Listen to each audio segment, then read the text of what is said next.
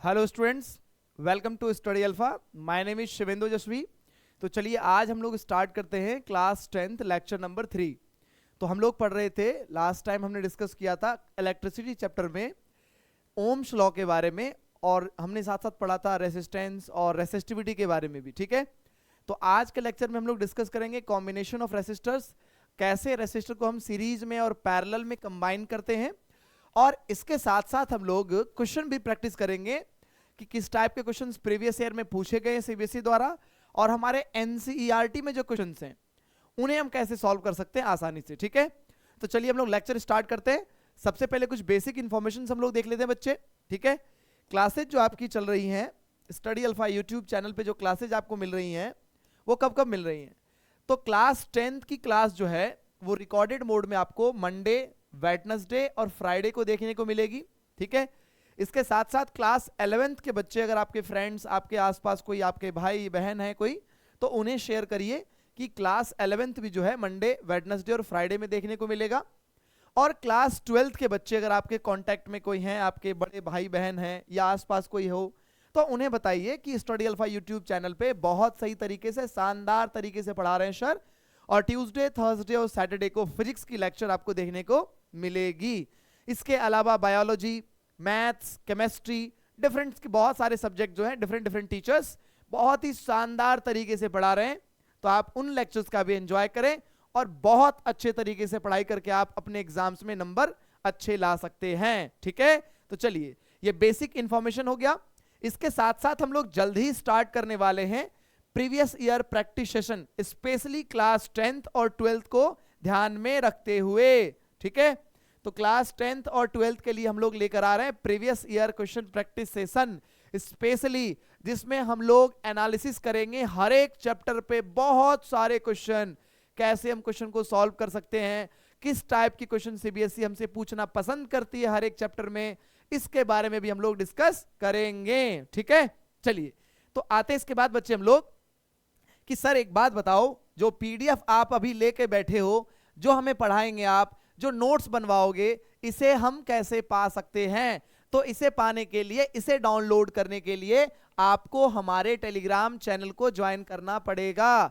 इस Telegram channel पर ही आपको सभी प्रकार के नोट्स के पीडीएफ मिलेंगे, चाहे वो बायोलॉजी के हो, केमिस्ट्री के हो, मैथ्स के हो या फिर फिजिक्स के। ठीक है, यस सर। चलिए आगे बढ़ते हैं। इसके बाद अब हम आते हैं मेन टॉपिक पे, क्या क्या हमें पढ़ना है। तो हम थोड़ा सा रिवीजन कराते हैं आपको लास्ट क्लास का, जहां से हम शुरू करेंगे आज। कुछ क्वेश्चन पहले प्रैक्टिस कर लेंगे कि रेसिस्टेंस के फैक्टर पे किस टाइप के क्वेश्चंस हमें देखने को मिलेंगे या एनसीईआरटी में है। ठीक है, चलिए तो बात करते हैं कि कौन कौन से फैक्टर पर डिपेंड करता है रेसिस्टर। तो पहला फैक्टर था बच्चे कि resistance is directly proportional to the length of conductor, and second topic था कि प्रोपोर्शनली होता है, इनवर्सली प्रोपोर्शनल होता है किसके, cross sectional area of conductor. और तीसरी बात थी कि मटेरियल की प्रॉपर्टी पर भी डिपेंड करता है रेसिस्टेंस। और चौथी बात थी टेम्परेचर बढ़ाने घटाने पर रेसिस्टेंस की रेसिस्टिविटी बढ़ती घटती है। इस पे हमें ज्यादा भी पीएचडी नहीं करनी है, क्लास 12th में पीएचडी करेंगे कि रेसिस्टेंस की टेम्परेचर पे डिपेंडेंस क्या होती है, कैसे बढ़ती घटती है। ठीक है, बस अभी याद रख लेना है। अगर एग्जाम में क्वेश्चन आया, क्या क्वेश्चन आया कि on what factor does the resistance of a conductor depends, तो आंसर में लिख के आ जाना है हमें क्या कि the resistance of a conductor depends upon the following factor. कौन कौन से फैक्टर, तो sir length of the conductor, cross sectional area of the conductor, material of the conductor और टेम्परेचर ऑफ द कंडक्टर। है ना आसान? यस सर, बहुत मजा आया सर। चलो अब इसके बाद हम लोग देखते हैं, अब आते हैं इसके बाद कि क्वेश्चन किस किस टाइप के हो सकते हैं। याद करिए एक फॉर्मूला हमने आपको पढ़ाया था कि resistance is directly proportional to, अभी हमने क्या बोला, अभी हमने बोला कि resistance is directly proportional to length, resistance is inversely proportional to area, inversely proportional to area 1/A। तो अगर बेटा हम इन दोनों फॉर्मूले को मर्ज कर दें, है ना, एक साथ लिखें, तो क्या लिख सकते हैं, resistance is directly proportional to L/A, और रेसिस्टेंस लिखा जाएगा, अगर हम प्रोपोर्शनैलिटी कांस्टेंट, प्रोपोर्शनैलिटी को हटाएंगे तो एक कांस्टेंट आएगा जिसे हम लोग कहते हैं रेसिस्टिविटी, तो रो एल अपॉन ए, ये फॉर्मूला आ जाएगा रेसिस्टेंस का। याद है? हाँ सर, लास्ट लेक्चर में आपने पढ़ाया था, बहुत मजा आया था सर, है ना। चलो अब आगे बात करेंगे इन सभी फॉर्मूले को यूज करने का, कैसे कैसे। तो याद करना क्या क्या फॉर्मूला हमने पढ़ाया था आपको। एक तो फॉर्मूला हमने आपको पढ़ाया था ओम्स लॉ का, है ना, याद करिए। तो एक फॉर्मूला हमने पढ़ा था R is equal to rho l upon a, और दूसरा फॉर्मूला हमने पढ़ा था V is equal to I R, है ना। अब देखते हैं कि इन फॉर्मूलों को हम यूज कैसे कर सकते हैं, ठीक है, या इस पे बनने वाले क्वेश्चंस किस टाइप के होंगे और कैसे क्वेश्चन को हम सॉल्व कर सकते हैं, ठीक है। चलिए यस सर, आगे देखते हैं, पढ़ते हैं। ये एनसीईआरटी का बच्चे एग्जाम्पल नंबर 11.3 है। एनसीईआरटी का एग्जाम्पल नंबर 11.3 है। चलिए करते हैं। क्वेश्चन ये कि how much current will an electric bulb draw from A 220 volt source. क्या पूछा है? हाउ मच करंट, कितना करंट फ्लो होगा, ठीक है। तो हमसे पूछा गया है, हम लिखेंगे सॉल्यूशन, और हमसे पूछा गया है कितना करंट फ्लो होगा, किससे? एक बल्ब से। अगर हम 220 वोल्ट के सोर्स को लगा दें तो पोटेंशियल कितना दिया हुआ है सर? ये तो 220 वोल्ट दिया हुआ है। चलो, तो V हमने पता कर लिया, I हमें पता चल गया, ठीक है। अब कह रहा है कि if the resistance of the bulb filament is 1200 ओम। अच्छा जी, रेसिस्टेंस कितना दिया हुआ है सर? 1200 ओम दिया हुआ है रेसिस्टेंस। तो अब बताओ सर कैसे निकालेंगे। देखो कितना आसान है, सोच के देखो। आपसे पूछ रहा है करंट बताओ, पोटेंशियल दे दिया है, रेसिस्टेंस दे दिया है, फॉर्मूला क्या पढ़ाया था सर ने ओम्स लॉ से, sir V is equal to I R. But sir हमें तो पता करना है I, तो I इज इक्वल टू हो जाएगा बेटा V अपॉन R। V कितना हो जाएगा? सोच के देखो सर, पोटेंशियल दिया हुआ है 200, तो सर पुट कर देंगे। रेसिस्टेंस कितना दिया हुआ है सर? 1200। ओ माय गॉड, ये तो बहुत बड़ा डिवीजन आ गया, है ना। कैसे करेंगे? देखो 2 जीरो से तो यहां के 2 जीरो काट देंगे हम लोग, है ना। अब देखो क्या लिख सकते हैं, अब हम लिखेंगे करंट इज इक्वल टू, इसे भी काट लो, इसे भी काटो, तो ये 6 टाइम में कट जाएगा। अब ये आ गया करंट इज इक्वल टू 1/6। कितना आ गया? 1/6। अब जब बेटा इसको डिवाइड करोगे तो कितना आ जाएगा आंसर? सर आंसर आ जाएगा 0.18 एम्पियर।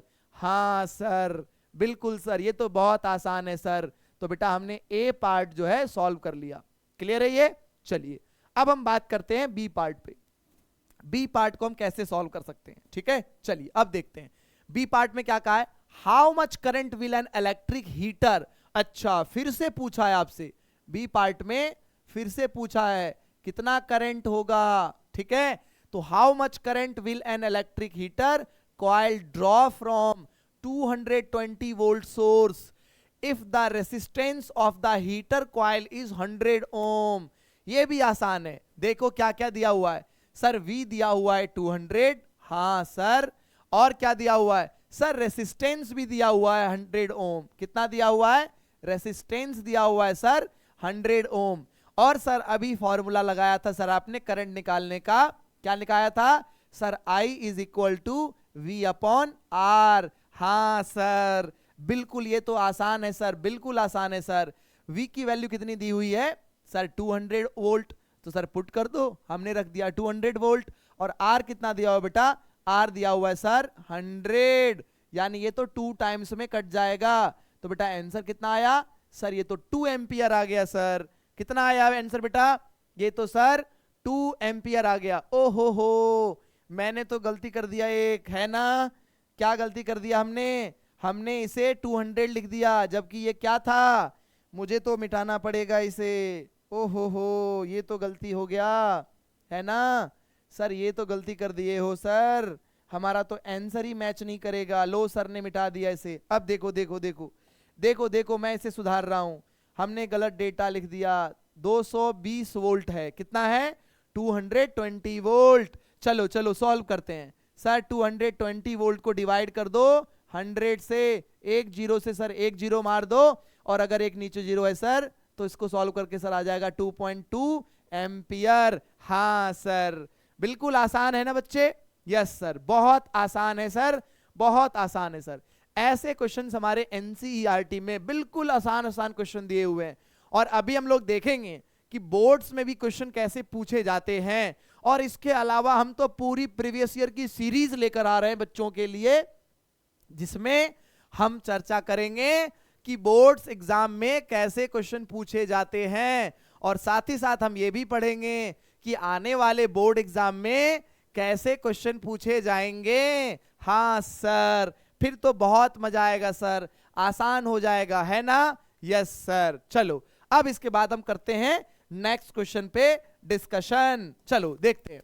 अब कह रहा है क्वेश्चन नंबर 11.4 कि the potential difference between the terminal of an electric heater is 60 volt.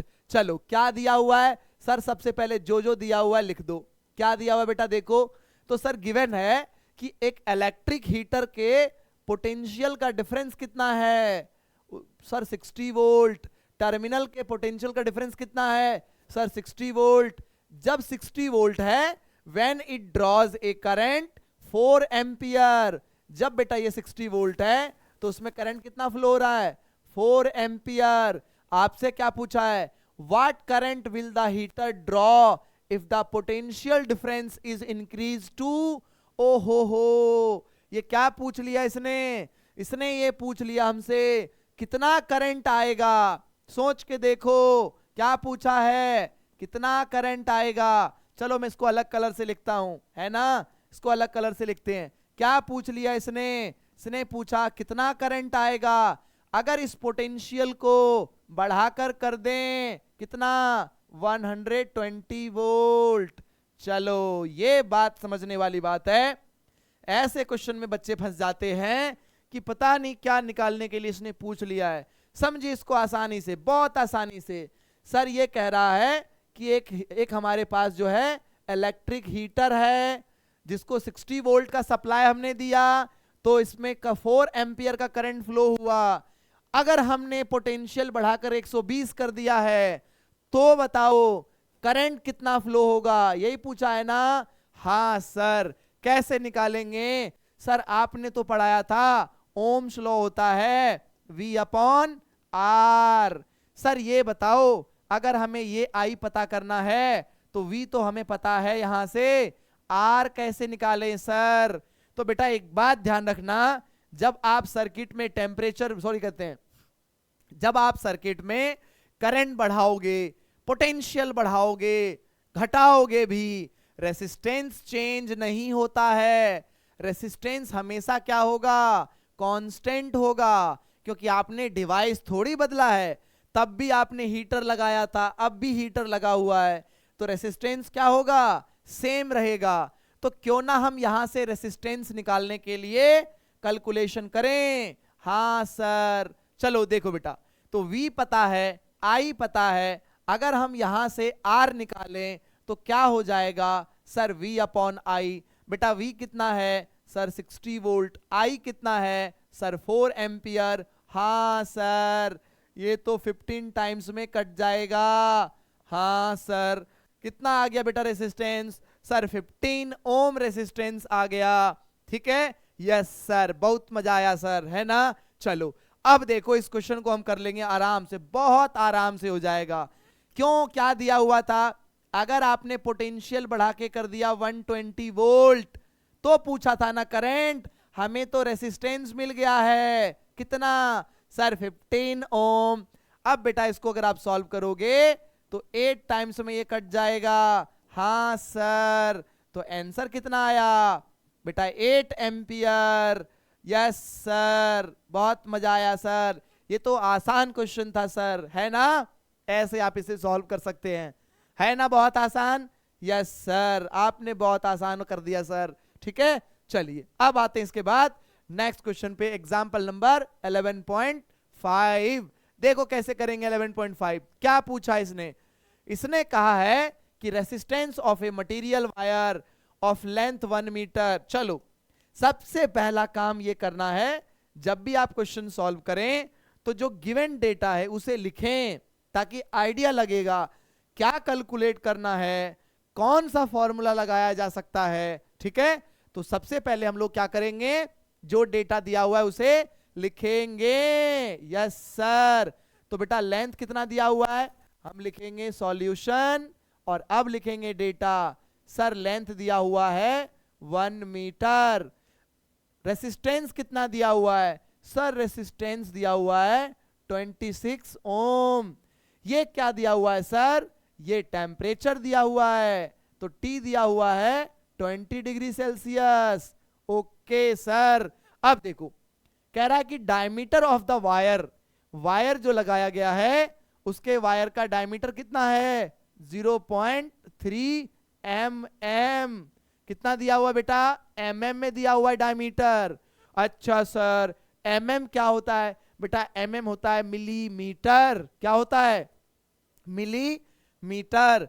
तो सबसे पहले हम लोग मिलीमीटर को कन्वर्ट करेंगे मीटर में, कि कोई भी डेटा में ऐसा यूज नहीं करेंगे जो डेटा हमें लगे गलत वैल्यू दे सकता है।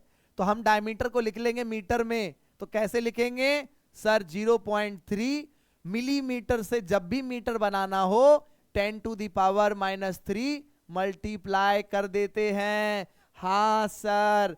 सेंटीमीटर को मीटर में बनाने के लिए 10⁻² और मीटर को मिलीमीटर को मीटर बनाने के लिए 10⁻³ मल्टीप्लाई कर देंगे। ठीक है सर।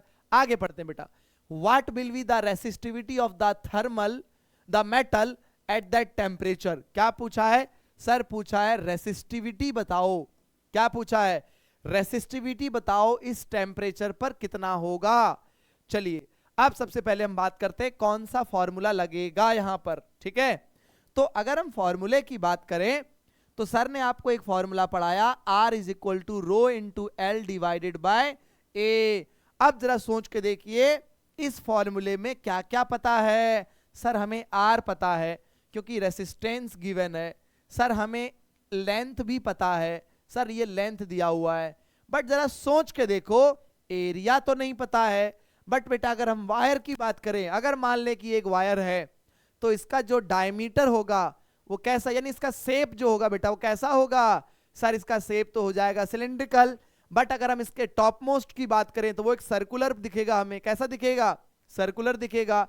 और सर्कल का एरिया हमें पता होता है। कितना पता होता है एरिया बेटा, तो सर्कल का एरिया होता है πr²। कितना होता है, πr²। अब जरा सोच के देखो अगर डायमीटर दिया हुआ है तो डायमीटर का आधा कर देंगे, सर रेडियस मिल जाएगा। हाँ सर। और इस रेडियस की वैल्यू अगर हम यहां पुट कर देंगे तो हमें एरिया मिल जाएगा। हाँ सर, इसका मतलब हमें एरिया भी पता है। निकालना क्या है, रेसिस्टिविटी। चलो अब फॉर्मूले बनाते हैं। तो बेटा अगर इस फॉर्मूले को लिखें हम यहां पे फिर से एक बार, R is equal to rho l by a. अब यहां से बेटा क्रॉस मल्टीप्लाई कर दो इसको, तो ये हो जाएगा R into A is equal to rho into L. तो यहां से फॉर्मूला बनेगा R into A divided by L. हाँ सर, बिल्कुल सर, सही कहा सर आपने। अब बेटा यहां से क्या करोगे, रेसिस्टेंस का वैल्यू हमें पता है। Yes sir. एरिया कितना रखेंगे, sir πr² divided by sir L हो जाएगा सर, है ना। Yes sir. अब बेटा क्या करेंगे, यहां से हम लोग रेसिस्टेंस की वैल्यू पुट करते हैं। 26 दिया हुआ है, एरिया कितना हो जाएगा, तो पाई की वैल्यू आप रख लीजिए 3.14। कितना रखेंगे, 3.14। आर कितना हो जाएगा, तो सर आर तो सर आपको d/2 करना पड़ेगा। तो चलो बेटा करते हैं। 0.3 इंटू 10⁻³ इसका करेंगे हाफ, ये आया रेडियस, और इसका करेंगे स्क्वायर। हाँ सर। और इसको बेटा हम डिवाइड करेंगे लेंथ से। लेंथ तो सर 1 दिया हुआ है। हाँ सर। अब बेटा इसको करेंगे हम लोग सॉल्व। जब इसको आप करेंगे सॉल्व, ये वैल्यू कितना देगा, 1.84 इंटू 10⁻। एक मिनट रुको, हम देखते हैं टेबल में। टेबल में देखोगे 10⁻⁻6 आएगा। कितना आएगा, 10⁻⁻6। और ये क्या था सर, ये तो रेसिस्टिविटी है। रेसिस्टिविटी का यूनिट क्या बनेगा, तो सर रेसिस्टिविटी का यूनिट बनेगा ओम मीटर। क्या बनेगा, ओम मीटर। अब मन में सवाल आ रहा होगा, सर एक बात बताओ, इतना बड़ा कैलकुलेशन आपने तो यूं टेबल से देख के लिख दिया, हम कैसे करेंगे? बेटा हमने यहाँ पे टाइम बचाने के लिए आपके लिए लिख दिया, बट एग्जाम में आपको ये सॉल्व कर लेना है। बेसिक मल्टीप्लिकेशन है, बहुत आसान है, आप कर लेंगे। ठीक है, तो अब हमने ये ऑब्टेन कर लिया कि रेसिस्टिविटी की वैल्यू कितनी आई सर, ये तो आया सर 1.84 इंटू 10⁻⁻6 ओम मीटर। अब देखो क्या कहा है, कह रहा है कि आप टेबल 11.2 को पढ़िए और बताइए कि अगर ये रेसिस्टिविटी है, ये मटेरियल कौन सा है। चलिए जरा एक बार देखते हैं टेबल को।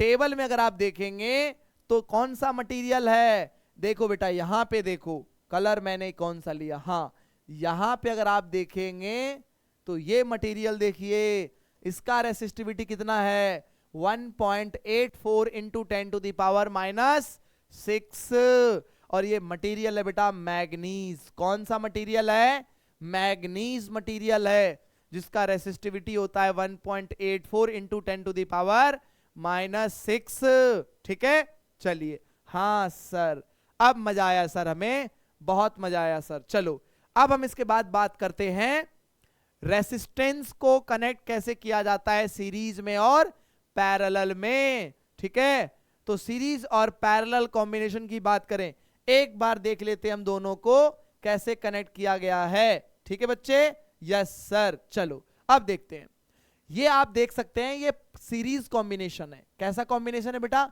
सीरीज कॉम्बिनेशन है।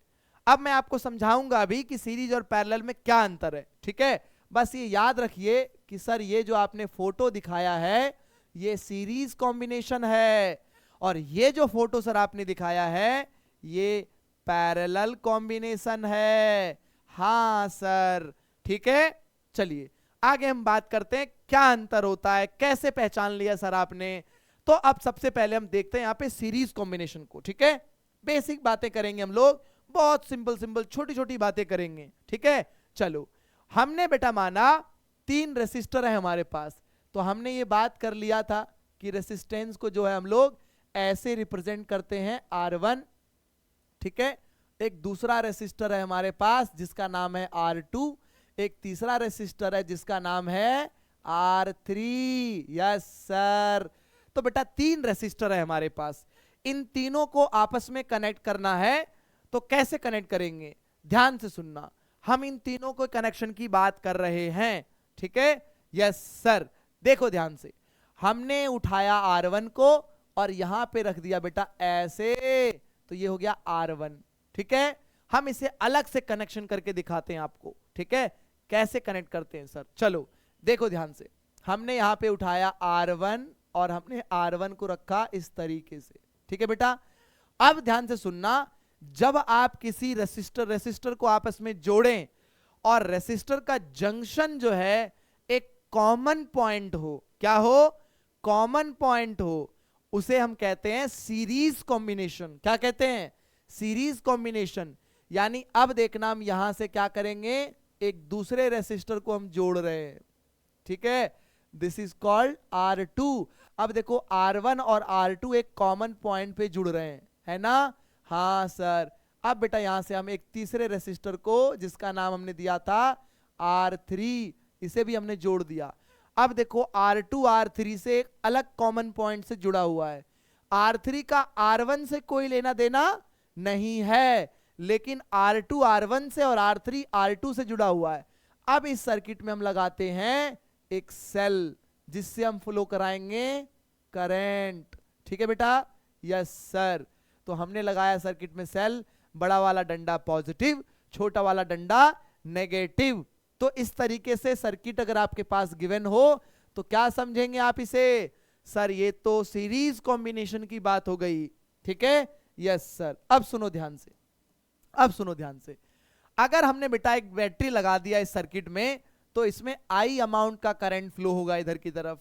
हाँ सर, यहां भी जाएगा बेटा I अमाउंट का करंट। हाँ सर, यहां भी I, यहां भी I, और ये I जो है फिर से लौट कर आ जाएगा। ठीक है, तो सर्किट में करंट ऐसे मार्क करना है। ठीक है, अगर हम बात करें पोटेंशियल की, यहां बेटा है V पोटेंशियल, कितना है V है potential.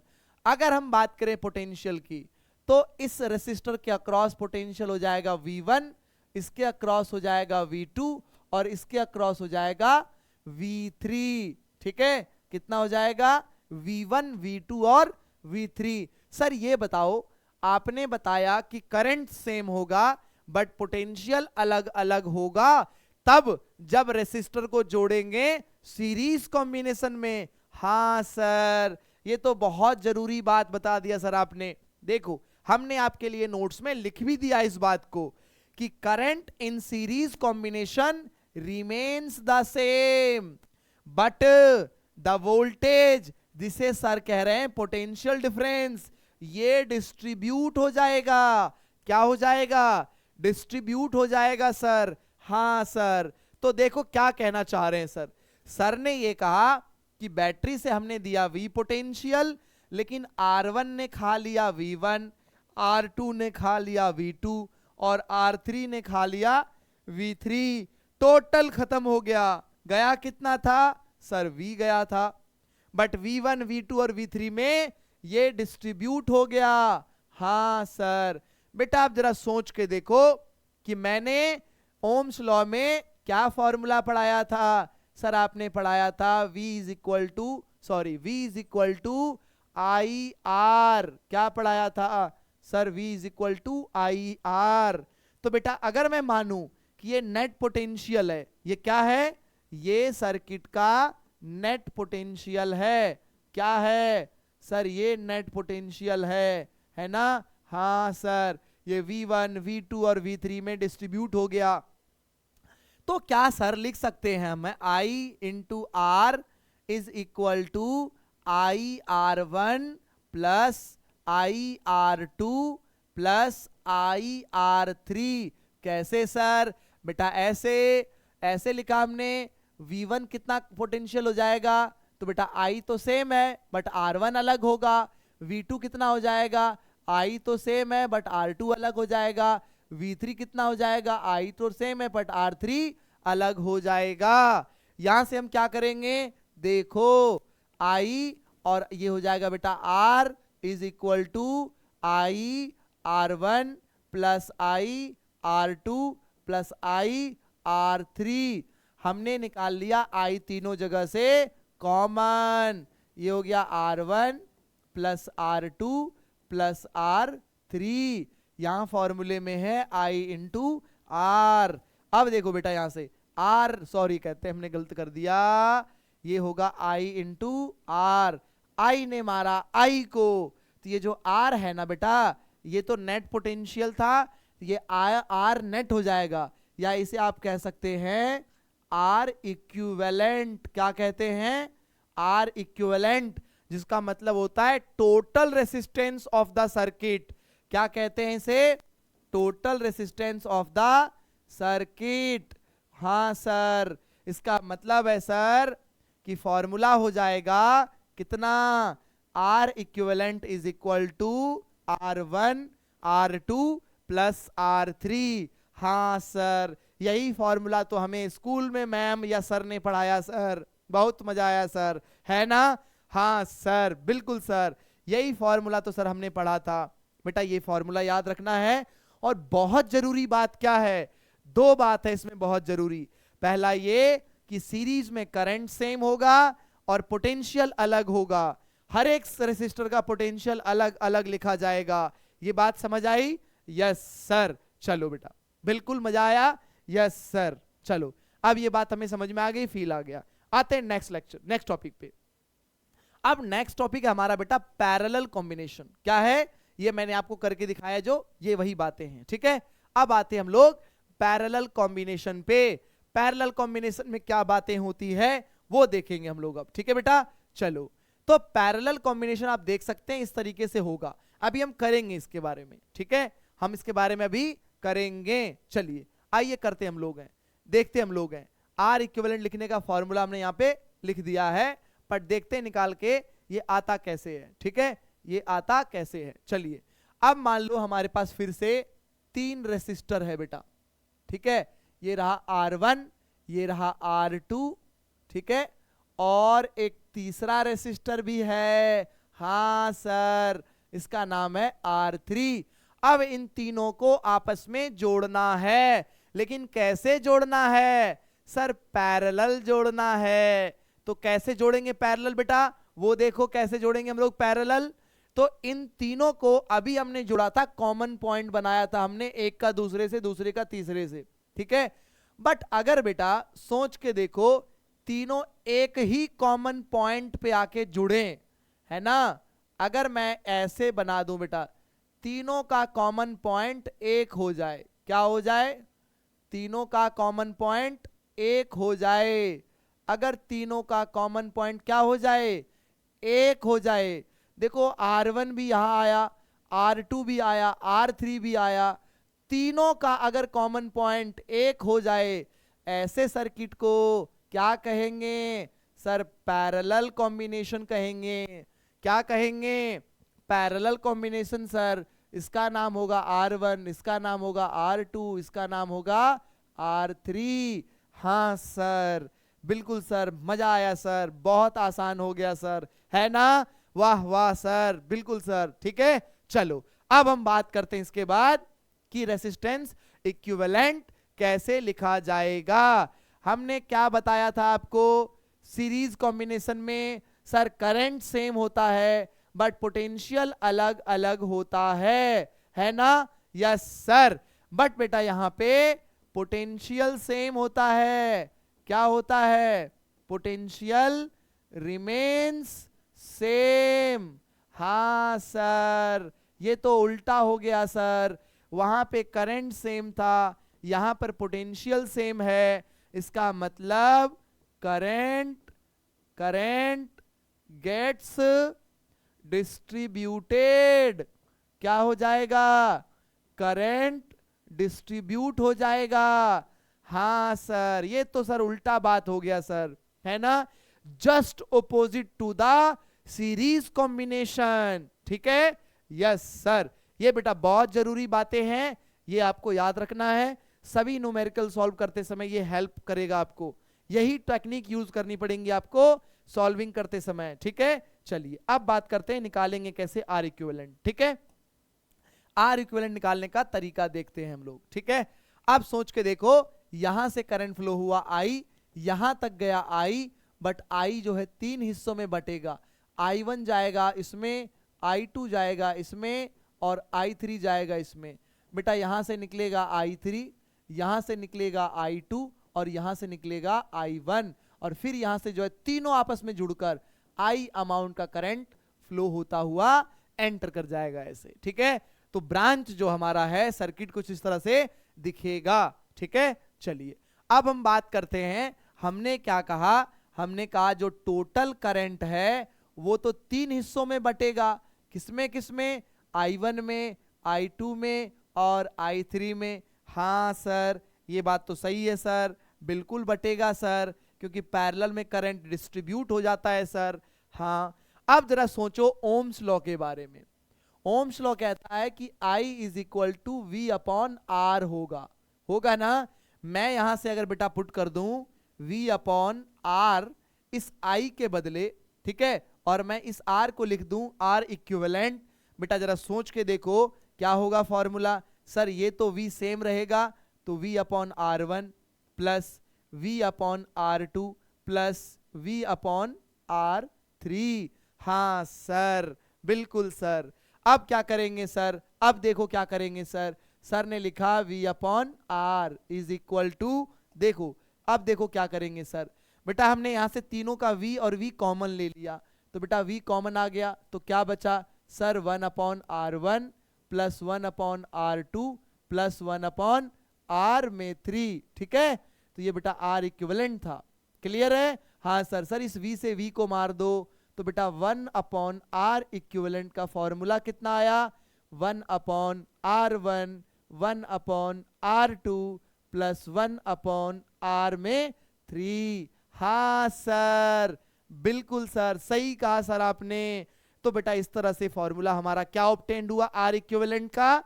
1 upon R1 plus 1 upon R2 plus 1 upon R3, ठीक है। यस सर, मजा आया? Yes sir, got my point? Yes sir. चलो, तो हमने अभी तक क्या देखा? पैरेलल कॉम्बिनेशन कैसे होगा, क्या कांस्टेंट होगा, डिस्ट्रीब्यूट होगा, सीरीज कॉम्बिनेशन कैसे होगा, डिस्ट्रीब्यूट होगा। एक और बात समझिए, एक और बात समझिए, अगर बेटा हमारे पास दो रेसिस्टर हो, ठीक है, अगर हमारे पास दो रेसिस्टर हो और ये दोनों भी आपस में पैरेलली कनेक्टेड हो, कैसे कनेक्टेड हो? पैरेलली कनेक्टेड हो। सीरीज के केस में क्या करना है? R1, R2, R3, R4 जितना दे दे सबको आपस में जोड़ देंगे, ठीक है, और लिख देंगे R इक्विवेलेंट। बट यहां पर प्रॉब्लम पैरेलल में क्या हो जाती है? हमें 1/R1, 1/R2, 1/R3 सॉल्व करना पड़ता है। इसीलिए हम बता रहे हैं आपको, कभी कभी दो रेसिस्टर अगर गिवन हो, ठीक है, यहां पर पोटेंशियल V, इसमें करंट फ्लो हुआ I, यहां जाएगा I1, यहां जाएगा बेटा I2, क्योंकि यहां I एंटर हुआ था तो यहां से भी I निकलेगा, यहां I1 आएगा और यहां पर I2, ठीक है। तो अगर हम देखें सर्किट को, तो 1/R इक्विवेलेंट क्या हो जाएगा? सर ये तो दो रेसिस्टर है, 1/R1, 1/R2 हो जाएगा। अगर बेटा सॉल्व करो इसे, देखो सॉल्यूशन क्या आ सकता है इसका, देखो जरा ध्यान से क्या आ सकता है। देखो R equivalent 1/R equivalent is equal to, हम इन दोनों को आपस में मल्टीप्लाई कर तो क्या हो जाएगा? R1 R2। हम सॉल्व करेंगे तो इधर आ जाएगा R2 प्लस R1। अगर हम इसको बेटा रेसिप्रोकल को सॉल्व करें, यानी हम इसको डायरेक्ट ऐसे लिख दें R इक्विवेलेंट, ये उल्टा कर दें हम, तो क्या हो जाएगा? R2 divided by R1 plus R2। हाँ सर, ये हुई ना बात सर। अगर बेटा दो रेसिस्टर दिया हुआ है, ठीक है, तो आपको ये करने की, इसका फ्रैक्शन सॉल्व करने की जरूरत नहीं पड़ेगी। आप डायरेक्ट ये फॉर्मूला लगा देंगे, R1 into R2 divided by R1 plus R2। हाँ सर। क्या सर ये 3 वाले रेसिस्टर में वैलिड है? नहीं बेटा, अगर 3 या 3 से ज्यादा रेसिस्टर दिए हुए हो तो इस केस में आपको क्या करना पड़ेगा? आपको ये वाला फॉर्मूला लगाना पड़ेगा, ठीक है। 1/R1, 1/R2, 1/R3, 1/R4, 1/R5 जितना है लिखते जाएंगे, बिल्कुल ऐड करते जाएंगे इसे, बाद में हम फ्रैक्शन सॉल्व करके लिख देंगे आंसर। यहां तक बिल्कुल समझ में आया? मजा आया कि नहीं आया? Yes sir. तो नेक्स्ट सेशन में बेटा हम लोग क्वेश्चन प्रैक्टिस करेंगे सीरीज और पैरेलल कॉम्बिनेशन पे। आई होप कि आप सभी को बहुत मजा आया होगा, है ना? तो बेटा चैनल को सब्सक्राइब कर दें, शेयर करें अपने दोस्तों तक, बताओ कि वहां पे शिवेंदु यशवी सर हैं स्टडी अल्फा यूट्यूब चैनल पे, बहुत मजेदार तरीके से पढ़ा रहे हैं हमें, बहुत अच्छा सिखा रहे हैं हमें, है ना? बहुत सारे क्वेश्चन भी हम लोग कर रहे हैं। तो अगले सेशन में बेटा हम लोग प्रैक्टिस करेंगे सीरीज और पैरेलल कॉम्बिनेशन के क्वेश्चन। तो मिलते हैं हम लोग, बने रहिए हमारे साथ। तब तक बच्चों धन्यवाद, नमस्कार, बहुत सारा प्यार आपको, ठीक है? तो स्वस्थ रहें, मस्त रहें, पढ़ते रहें। धन्यवाद।